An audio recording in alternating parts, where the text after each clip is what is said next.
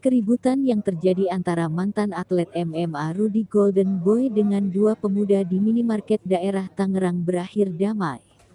Kesepakatan damai ini terjadi setelah kedua belah melakukan proses mediasi yang difasilitasi oleh Polsek Pagedangan, Selasa tanggal 8 Agustus tahun 2023. Hasil mediasi kedua belah pihak sepakat untuk berdamai, kata Kapolsek Pagedangan AKP Syala Syah Alam kepada wartawan.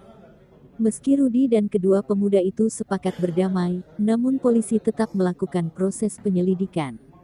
Sebab pihak minimarket telah membuat laporan polisi terkait peristiwa tersebut. Masih ada langkah hukum dari Indomaret sendiri.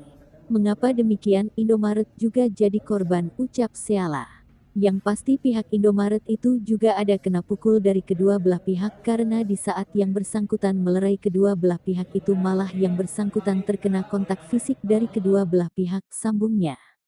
Tapi saya nggak mau, damai begitu aja. Saya nggak mau. Ada damai bersyarat, jadi saya ingin ngajak dia lanjut atas ring, baku hantam hajar saya sekalian.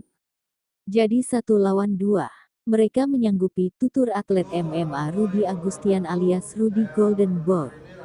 Rencananya Maradona Marinir, 22, dan Kurnia Pangestu, 24 akan bertarung melawan mantan atlet MMA, Rudy Golden Boy di atas ring tanggal 16 September. Atas video yang telah beredar di sosial media, yang dimana saya melakukan kesalahan menyalip seseorang di kasir Indomaret.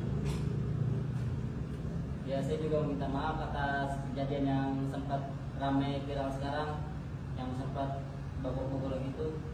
Buat pihak Indomaret, saya juga minta maaf. Ya, saya minta maaf sekali lagi kalau ada kesalahan, tolong dimaafkan.